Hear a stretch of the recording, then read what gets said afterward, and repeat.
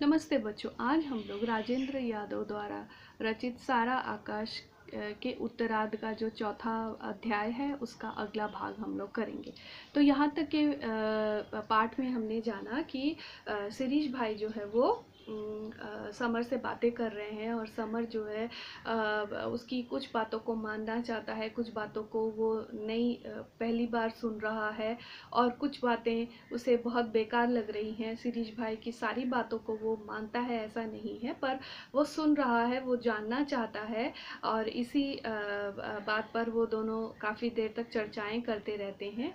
तो शिरीष भाई कहते हैं कि आप अगर आपको अगर मेरी बातें ख़राब लगी हो या बुरी लगी हो तो मुझे माफ़ कर दीजिए। तो इसी बात पर समर कहते हैं कि नहीं, मैं आपसे मिलना चाहता हूँ और बहुत सारी बातें जानना चाहता हूँ, सीखना चाहता हूँ। तो इसी बात पे शिरीष भाई भी कहते हैं कि मुझे भी आपको बहुत सारी बातें आपसे सीखनी है और मैं चाहता हूँ कि आप भी बहुत सारी बातों को फिर से सोचें और सोचकर अब किसी कंक्लूशन पे आए। तो इस पर समर कहते हैं कि मैं आपको क्या सिखा सकता हूँ, मुझे तो कुछ भी नहीं आता, मैं तो बहुत सारी चीज़ें आपसे पहली बार सुन रहा हूँ और सीख भी रहा हूँ। बहुत सारी बातों को मैंने आपसे पहली बार सुनकर जाना है। अब हम लोग आगे का भाग करेंगे। नहीं नहीं, मैं तो भाई किसी भी चीज़ को पूर्ण नहीं मानता। यानी शिरीष भाई ने कहा कि मुझे नहीं लगता कि हर एक व्यक्ति के पास पूर्ण ज्ञान है या उसे पूरी तरह से सब कुछ पता है। हर चीज़ विकास करती है, इसीलिए पूर्ण ज्ञानी कोई नहीं होता। यानी हर चीज़ जो है वो नई तरह से बढ़ रही है, विकसित हो रही है, विकास कर रही है, डेवलप कर रही है। इसीलिए कोई ये नहीं कह सकता है कि वो पूर्ण ज्ञानी है या उसे सब कुछ बहुत अच्छी तरह से पता है, क्योंकि हम जहाँ तक जान पाते हैं अगले दिन वही जो जानकारी है वो बहुत आगे निकल गई होती है या वो जानकारी और आगे बढ़ गई होती है। तो इसीलिए कह रहे हैं कि कोई भी पूर्ण ज्ञानी नहीं होता। मैं तो ज्ञानी उसे कहता हूँ जिसमें जानने की इच्छा है। यानी शिरीष भाई ये कह रहे हैं कि मैं तो ज्ञानी उसी व्यक्ति को कहूँगा जिसे आगे की चीज़ों को जानने का बहुत शौक हो, वही ज्ञानी है, वही पूर्ण ज्ञानी है या इच्छा रखता है जानने का। जब तक यह इच्छा है तभी तक वह ज्ञानी है। यानी जब तक इच्छा है नई चीज़ को जानने का तब तक ही वो ज्ञानी है या इंटेलिजेंट है। इसके बाद लाइब्रेरी की किताबें और उसमें कोई अंतर नहीं है। यानी अगर वो जितना वो जानता है उतनी सारी चीज़ें तो लाइब्रेरी की किताबों में भी होती है और उतने जानने तक ही अगर हम कहा जाए तो वो एक लाइब्रेरी की किताब तक ही सीमित रह जाएगी। आपकी और दिवाकर की परीक्षा तो हो गई ना, अब आगे क्या करना चाहते हैं। यानी अगले शिरीष भाई अब अपनी बात बदलकर समर से पूछते हैं कि अब तो आप लोगों के एग्ज़ाम्स हो गए हैं, आगे आप लोगों ने क्या सोचा है, क्या करना चाहते हो। वो बड़े भाई की आत्मीयता से बोले, यानी जैसे बड़े भाई अपने छोटे भाई को अपना समझकर बोलते हैं, वैसे ही शिरीष भाई ने समर से पूछा। तो समर ने कहा, अब यही समस्या है कि आगे क्या किया जाए, समझ में नहीं आ रहा। नए आदमी के सामने अपनी परेशानियां रोना मुझे कभी भी अच्छा नहीं लगता। यानी घर में तो परेशानी थी, पैसे की समस्या थी, घर में कोई भी नहीं चाहता था, प्रभा को छोड़कर कोई भी नहीं चाहता था कि वो आगे पढ़े। प्रभा से उसकी बात हुई थी, प्रभा ने उसको कहा था कि हाँ वो पढ़े, और क्योंकि वो चाहती है कि उनके पति बहुत पढ़े और बहुत अच्छी सी नौकरी अवश्य करे। तो इसीलिए घर में कोई भी उसको आगे पढ़ाना नहीं चाहता था, पैसे की दिक्कत थी। इसीलिए ये सारी बातें वो नए व्यक्ति के सामने, शिरीष भाई के सामने नहीं कहना चाहता था। इसीलिए उसने कहा कि यही समस्या है, अगर हो सके तो आगे खूब पढ़िए। यानी शिरीष भाई ने उसको कहा कि अगर आपके पास कोई समस्या ना हो तो आप पढ़ाई कीजिए, आप उन्नति कर सकते हैं। वे बोले, इस बार मैंने पूछा, आजकल आप क्या कर रहे हैं। यानी शिरीष भाई ने उससे कहा कि आप उन्नति कर सकते हैं, आप बहुत आगे जा सकते हैं। उसके बाद समर ने ही उनसे पूछा कि आजकल आप क्या कर रहे हैं। एक बार दिवाकर को देखकर वे कहने लगे, मैं तो भाई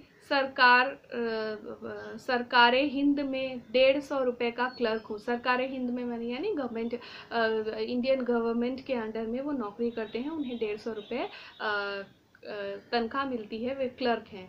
बड़ी मुश्किल से छुट्टी मिली है क्योंकि वो अपनी बहन को यहाँ डॉक्टर को दिखाने, उसको एडमिट करवाने के लिए लाए थे, इसीलिए कह रहे कि बड़ी मुश्किल से छुट्टी मिली है। सो शनिवार को आया करूँगा और रविवार को चला जाया करूँगा, क्योंकि उनको हर शनिवार और रविवार को आना है अपनी बहन को देखने के लिए, इसीलिए कह रहे कि शनिवार को आया करूँगा और रविवार को चला जाया करूँगा। यही सोचता हूँ।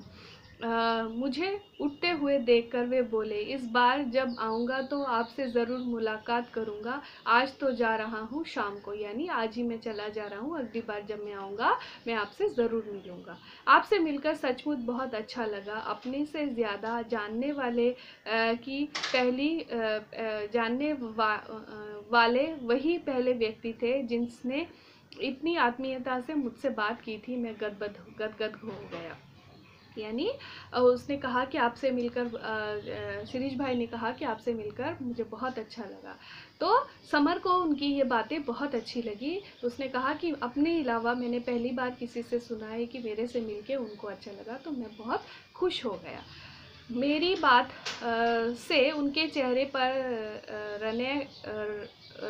रने उड़ आया। हाथ मिलाकर वे बाहर आ गए। दिवाकर अभी तक चुपचाप इस तरह कभी मुझे और कभी उन्हें देख रहे थे, यानी हम दोनों की बातें, हम दोनों की चर्चाओं को दिवाकर देख रहा था, जैसे दो पहलवानों को देख रहा हो। उसकी हर दृष्टि से लग रहा था जैसे बताना चाहता हो, देखो हमारे भाई साहब को। मैंने कहा ज़रा बाहर आओ, एक ज़रूरी काम है। उसके बाद मैं जब बाहर निकला तो मैंने दिवाकर को कहा कि एक काम है, ज़रा बाहर आओ।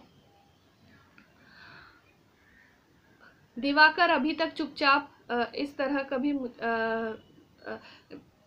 वह नीचे आ गया। सड़क पर आकर मैंने भारी स्वर में कहा, यार हमें कहीं नौकरी दिलवाओ ना, सच बड़ी परेशानी है, यानी मुझे कहीं पे जॉब दिलवा दो, मुझे बहुत परेशानी हो रही है, वरना सारा पढ़ना पढ़ाना रखा रह जाएगा। यानी अगर मुझे नौकरी नहीं मिलती है तो मैं आगे की पढ़ाई नहीं कर सकूँगा, बहुत परेशानी हो जाएगी। जिंदगी क्लर्की करते करते बीत जाएगी, यानी जिंदगी जो है वो केवल क्लर्क बनते बनते ही रह जाएगी। कुछ दिन तुम्हारे साथ और रह लें, यानी कुछ दिन मैं तुम्हारे साथ और रहना चाहता हूँ, यानी पढ़ाई के माध्यम से मैं तुम्हारे साथ रहना चाहता हूँ। मेरे स्वर के अनुनय से या पता नहीं क्यों वह तपाक से बोला, अच्छा तुमने पहले क्यों नहीं बताया? मैं आज ही बाबूजी से कहूँगा और भी एक आध जगह जिक्र करूँगा, यानी मैं तुम्हारे लिए कहीं कहीं बात करूँगा नौकरी के लिए। हाँ यार, ज़रा काम ऐसा हो कि पढ़ने लिखने को भी थोड़ा समय मिल सके, यानी ऐसा कोई काम दिलवा दो जिससे मुझे पढ़ने लिखने के लिए भी थोड़ा टाइम मिल जाए और काम भी चलता रहे, यानी वो काम भी चलता रहे, साथ में मैं पढ़ाई भी पूरा कर सकूं। बहुत सीरियसली तलाश करनी है, मैं कातर से हो आया। मैंने बहुत ही कातरता से